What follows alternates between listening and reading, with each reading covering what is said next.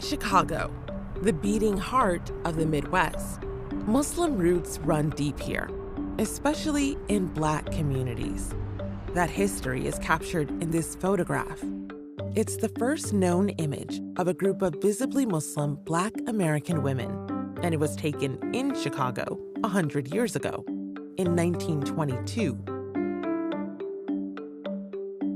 How did you come across this photograph?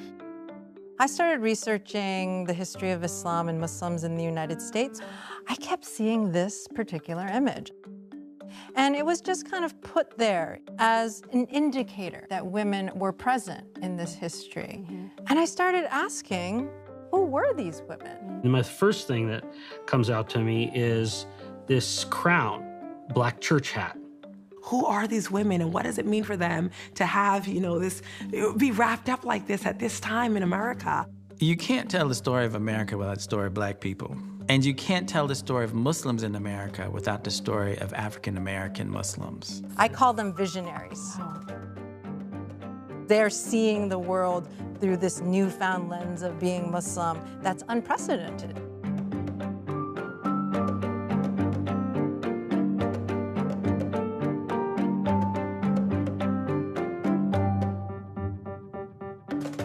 In the 1950s, a Muslim organization began to inspire Black Americans across the country. Everybody in Harlem is a Muslim. Leaders like Malcolm X and members like Muhammad Ali soon made the Nation of Islam a household name. I've been all over, and everybody know and are talking about the Muslims in America. The Nation became so well known, it's easy to think the recent history of Black American Muslims starts here. But the story goes back much further, as the photograph of the 4 American Muslim ladies makes clear. It was taken 30 years before the Nation of Islam came to prominence.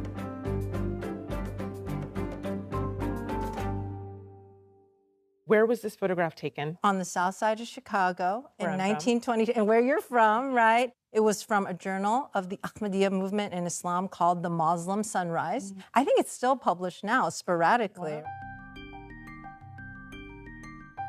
They would list the names of people who converted, and I looked for the names of these women. And what I found is they all converted within a month or 2 of each other. Then I was able to look through census records, and I looked for all of them. But only one of the women emerged continuously from the decades before the photograph was taken into the years after the photograph was taken, and that was Florence Watts. But who was this woman? And what can she tell us about the early history of Black American Muslim communities? Piecing this story together begins with Florence's first appearance in the public records. In the 1880 census, we find her as a child, living in Ellicott City, Maryland, just outside Baltimore. She's with her parents, John and Elizabeth Sullivan, whose places and dates of birth suggest they were once enslaved.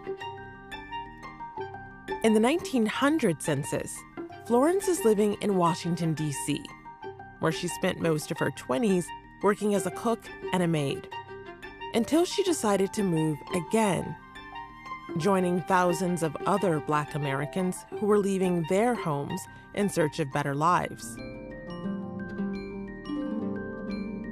During what historians now call the Great Migration, you had unprecedented numbers of African Americans, the formerly, enslaved freedmen and women, and their descendants making the journey from the rural South to the North.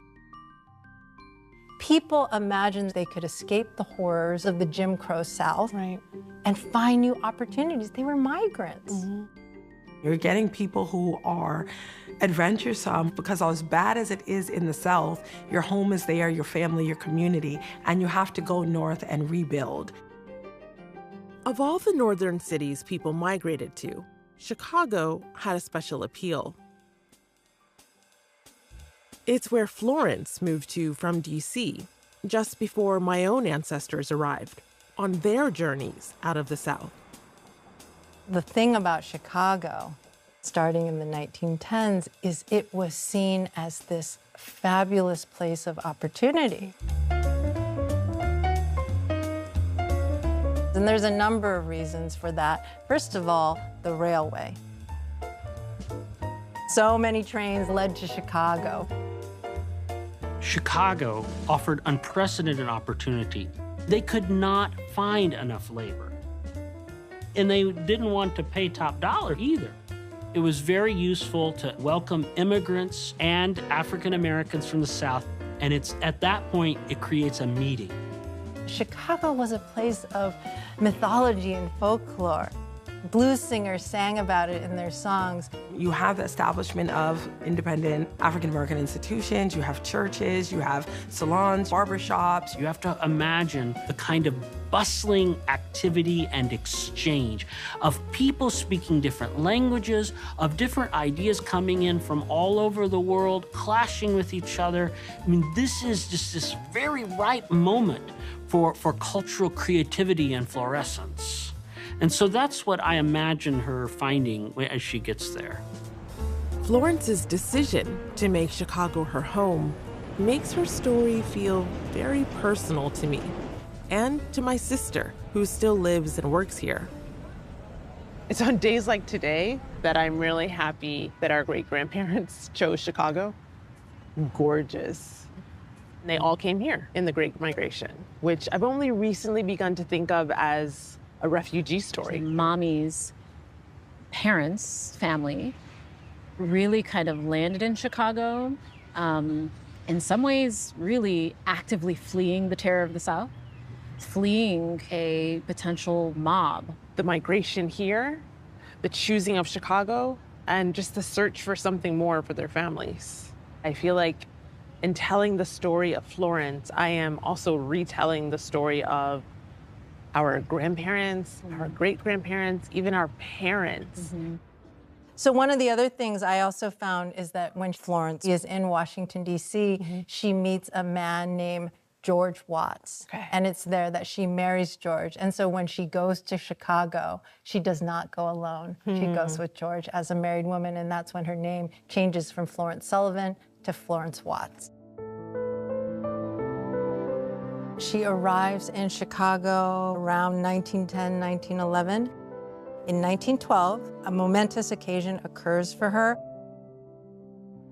Her daughter, Aurelia Watts, who's born. Her first child? Yes, this is her first and only child. Okay.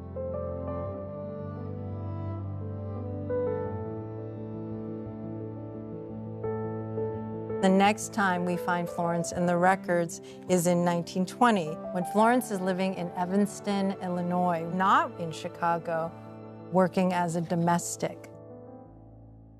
So I spent 4 years in Evanston. It's a wealthy, predominantly white suburb of Chicago. What was it like when Florence was there? Well, it was almost an entirely white suburb, save for the domestics and those who worked for wealthy white families, which is what Florence did. She probably lived in a small room, the servants' quarters. We find Aurelia in the census in 1920, not with her mother in Evanston, but at a boarding school for girls. It was a school for orphans and destitute children. Aurelia is 8 years old. So her mother is employed, but her daughter can't be with her, so she's sent to this school. Right. You see here the types of separation that these arrangements caused within Black families. The sense of necessity that would have compelled her to make such a difficult decision, it's absolutely devastating. It's quite a thing that in the Midwest that both immigrants and Black people are promised streets paved with gold. Easy opportunity. That wasn't the case for either of them. For immigrants coming from outside of the United States, America is this place of promise. America has never betrayed them. America has never enslaved them. For African American migrants from the South to the North, while they have the same hopes and dreams of immigrants, when they encounter these same types of conditions, it feels like yet another betrayal. Florence, so she's without her young daughter, she's without her extended family. Where does she turn for solace? What do we know? Community, connection, support, friendship. And like so many at that time, Florence begins to look for a spiritual home.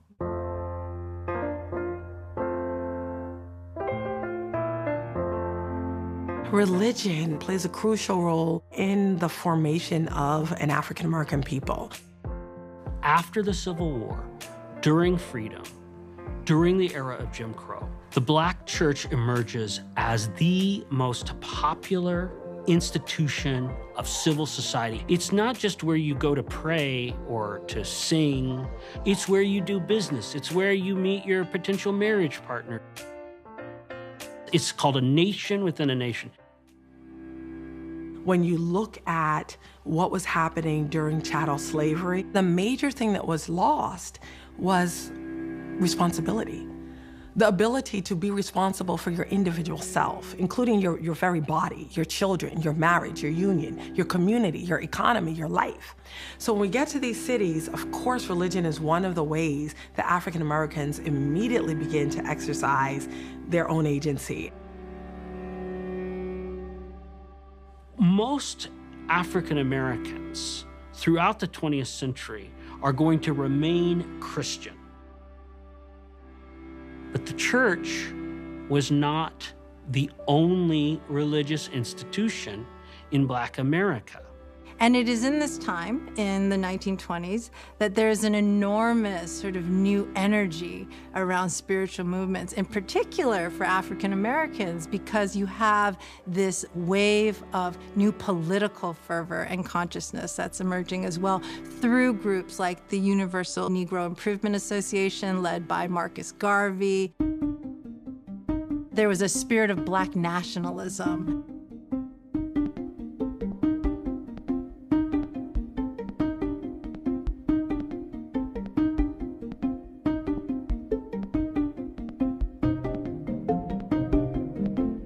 African Americans were thinking about an alternative to Christianity, to integrate their spiritual and religious practice into this newfound politics of Black liberation. I think for people who were drawn to Islam during this period, people like Florence, many of them appealed to a sense of ancestral legacy, that Islam was a recovery of a lost history that had been disrupted through slavery. But there's also something new. Islam, as it is presented in this moment, it is familiar enough in the spiritual sense, but new enough to introduce a different kind of political discourse, a discourse that challenges racism. But why Islam and not another religious tradition? Well, Islam from the 1800s on is associated with resistance to European colonialism and imperialism, and not just military and physical colonialism, but mental colonialism. Islam is seized by some African Americans in the 1920s to articulate their dreams to be free and dignified and liberated. And that appeals to men and women. So you have new types of religious movements coming into the space in which working class Black Americans, many migrants, are engaging. For Florence, one of the encounters that she has is with a group called the Ahmadiyya movement in Islam, a South Asia-based movement in which its leader arguably declared himself a prophet. So on the one hand, the Ahmadiyya were very orthodox in the sense that they brought traditional Islamic practices, and on the other hand, they were quite unorthodox because of the structure of their movement. They're small, but one of the reasons why they're so important is they put more resources, time and talent, into trying to proselytize on behalf of Islam in non-Muslim countries all over the world. In the early 1920s, the Ahmadis send a missionary, Muhammad Sadiq, to the United States. He was quickly, as a missionary, looking for a new place to find a headquarters. And so he saw Chicago.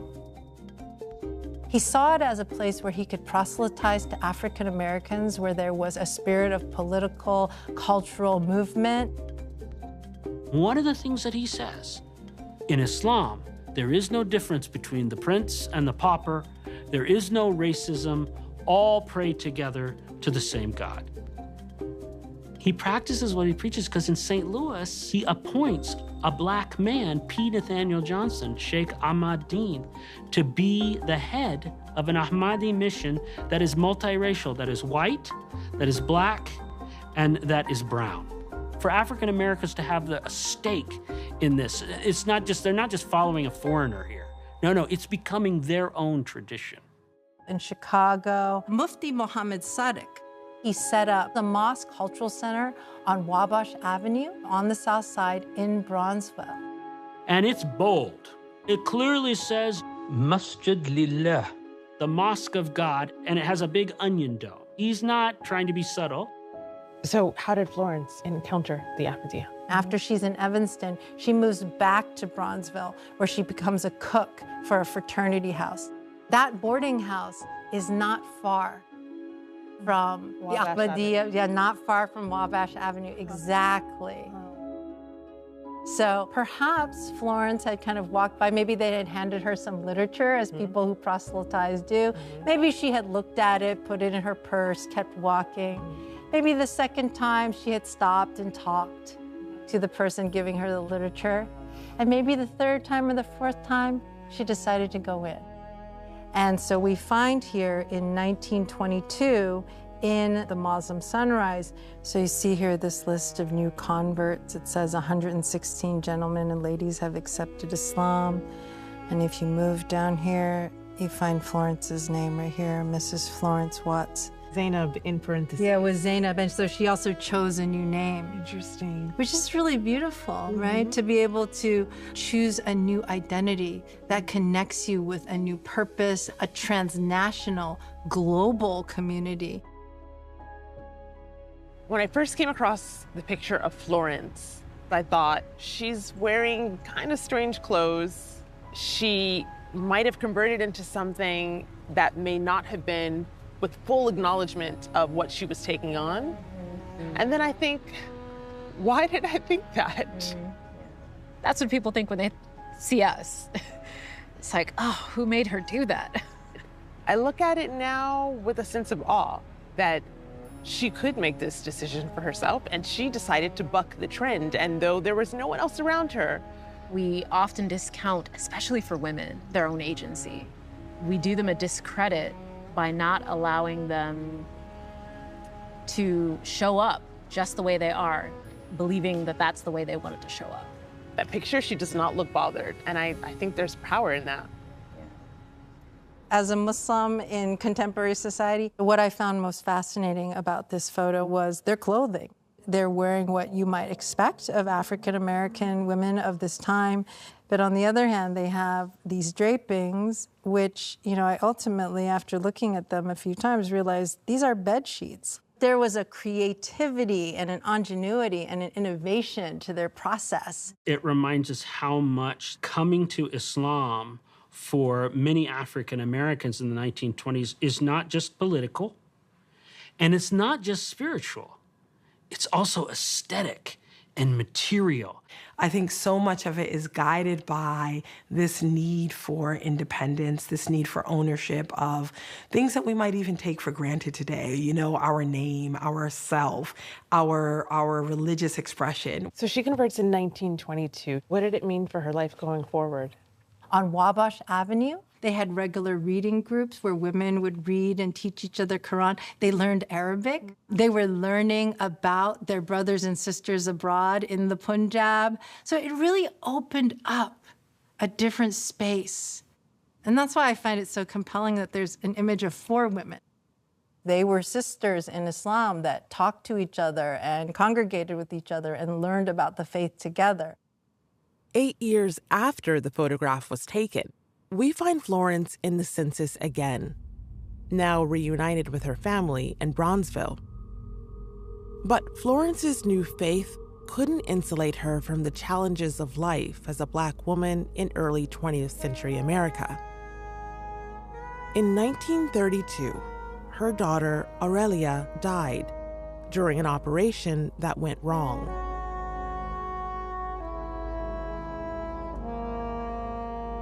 There's actually an item in the newspaper, and you can see here, coroner's jury exonerated Dr. Fred C. Cade, one of the wealthiest and best-known physicians in the city, from responsibility in the death of Miss Aurelia Watts, 18-year-old girl who died at Daly's Hospital last Saturday.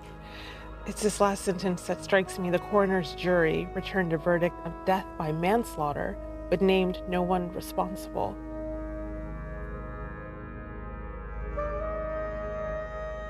Just 1 year later, Florence died, aged about 55. But the movement she was part of, the attempt by Black Americans to find new meaning and purpose through Islam, continued.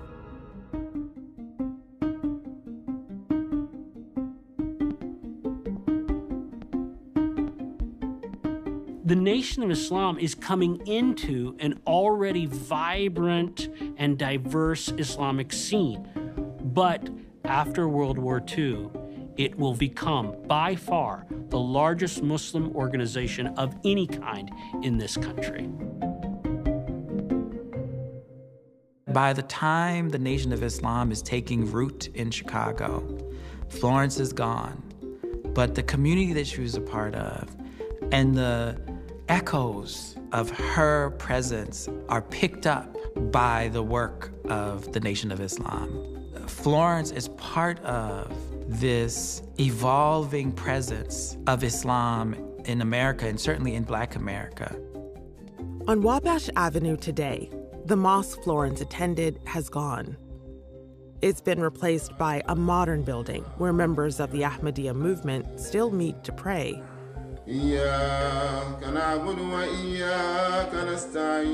Their presence is a reminder of the early flowering of Islam among Black American communities and the inspiration Florence's life can still provide today.